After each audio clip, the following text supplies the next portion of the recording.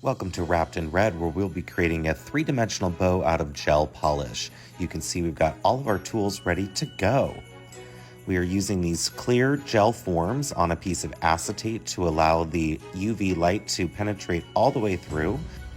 Apply gel polish to a form and fully cure. While curing, use the same gel polish to create a stripe wrapping the nail plate. Add a second layer of gel polish to the form and fully cure. Apply matte top coat to the entire nail plate and fully cure. Apply a gloss gel top coat to the stripe so it matches our finished glossy bow. Apply a gloss gel top coat to the sheets of gel polish and fully cure. We're going to remove the inhibition layer from everything that we have created up to this point in time, and then gently peel the sheets of gel polish off of the forms.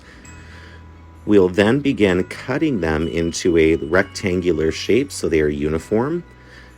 Next, cutting those sheets into strips in two sizes, one size thicker and one size about half that, being a little bit thinner.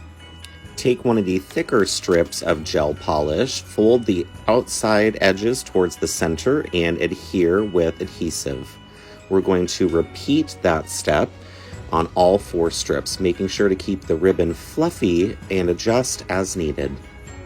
Start building your bow by stacking the larger strips in a plus sign shape using adhesive.